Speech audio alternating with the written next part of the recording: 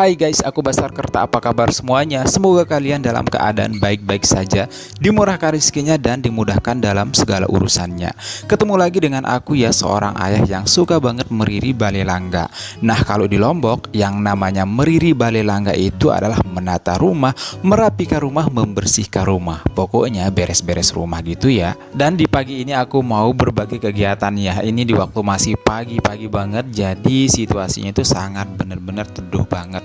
Suka banget ya dengan situasi yang tenang, situasi pedesaan begini. Salah satu waktu emas kita bersih-bersih rumah, beraktivitas di rumah adalah di waktu pagi. Karena kita masih semangat, tenaga kita juga masih tidak terlalu terkuras gitu. Jadinya waktu yang paling bagus juga kita beres-beres rumah itu adalah di waktu pagi hari. Nah, buat kita juga mungkin ada pekerjaan di luar sekitar jam 8 atau jam 7 juga kita udah mulai berangkat bekerja.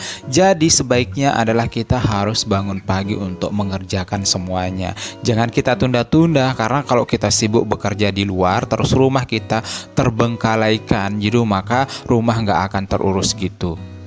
Pokoknya salah satu solusinya jika kita bekerja dan sibuk di luar, jam 7 kita udah berangkat kerja, jam 8 kita udah ada di lokasi bekerja, maka salah satunya adalah kita harus mengefisienkan waktu kita di pagi hari. Kita juga usahakan bangun lebih awal untuk mengerjakan semuanya. Nah, kali ini aku membersihkan di samping rumah ini ada gang, jadi kadang-kadang siapa yang berkesempatan saja untuk membersihkannya gitu. Jadi tidak hanya akunya saja, kadang tetangga juga. Karena di kampung itu kan tidak ada petugas kebersihan gitu. Jadi itu benar-benar murni kesadaran kita sendiri untuk membersihkannya. Artinya kalau kita tidak sadar ya rumah kita akan berantakan dan akan kotor gitu lingkungan kita.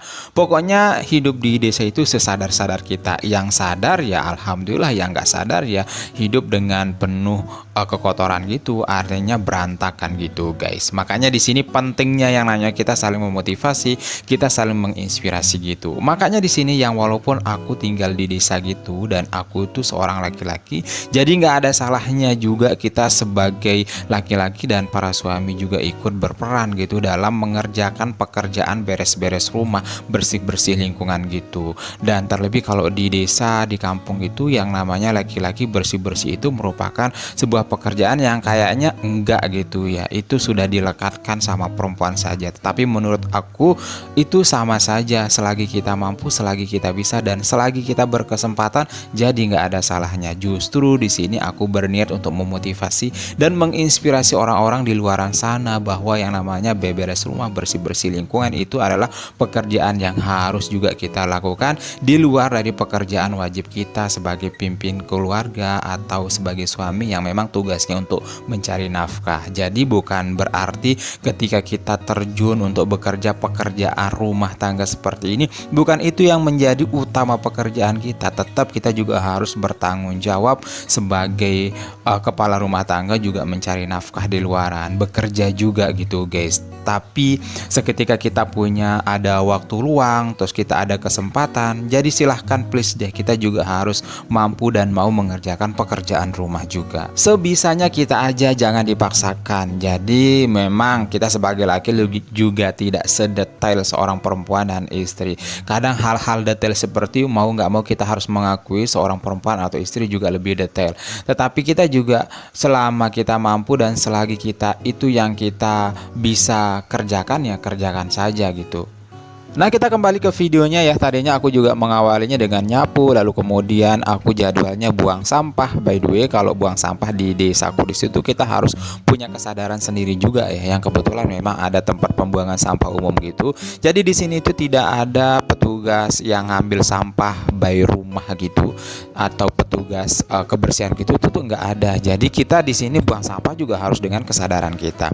Lalu setelah aku pulang dari buang sampah ini, aku juga lagi nyiram tanaman di halaman kecil mungil sempitku yang ini. Jadi tanaman ini juga harus butuh dirawat, dikasih minum gitu guys. Terlebih sekarang akhir-akhir ini udah semingguan ini udah panas banget ya. Jadinya halaman dan tanaman-tanaman ini juga udah pada mengering gitu. Jadi mau nggak mau ya kita sebagai pemiliknya juga harus berkewajiban dan bertanggung jawab untuk ngasih mereka makan, ngasih mereka minum, biar bagaimanapun tumbuh-tumbuhan ini juga makhluk hidup ya.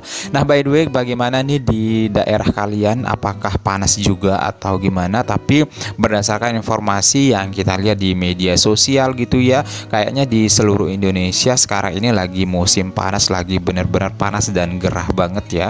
Kita saja sebagai manusianya itu merasa kegerahan, bagaimana halnya dengan tumbuh-tumbuhan kita. Makanya kita juga harus memberikan mereka nutrisi, memberikan mereka minum, harus dimandikan juga yang namanya makhluk hidup yang lainnya. Itu adalah tugas kita juga sebagai manusia untuk merawat alam ini, merawat lingkungan kita. Apalagi tumbuh-tumbuhan ataupun tanaman-tanaman itu emang sengaja kita tanam. Jadi ketika kita udah dengan sengaja untuk menanamnya, artinya kita juga harus bersiap bertanggung jawab gitu untuk merawat mereka.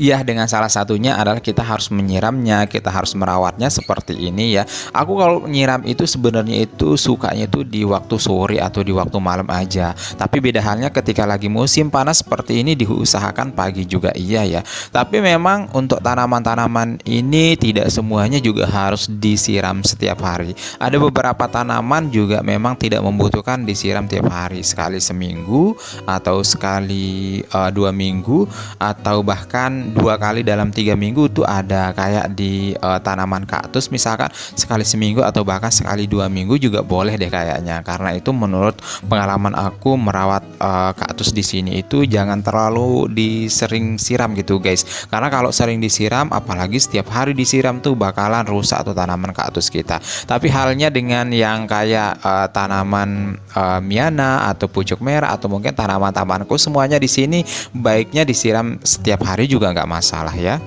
Atau mungkin ada di antara kalian yang punya tanaman yang unik-unik banget, pokoknya bagus-bagus semuanya. Nah, di situ juga kalian harus bertanggung jawab ya untuk merawatnya, menyiramnya, pokoknya memberikan makanan, nutrisi gitu ya.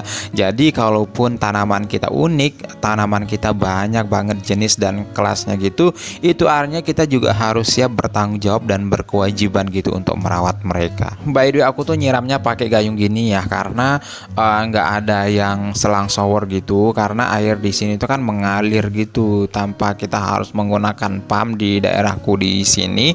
Itu sebabnya air itu tidak bisa kita nyiram dengan keras gitu. Jadi mau nggak mau ya kita harus alirkan pakai selang pipa gitu, terus kita tampung dulu pakai ember. Ya udah deh pakai gayung aja, karena nggak ada alat gitu ya yang bikin air itu.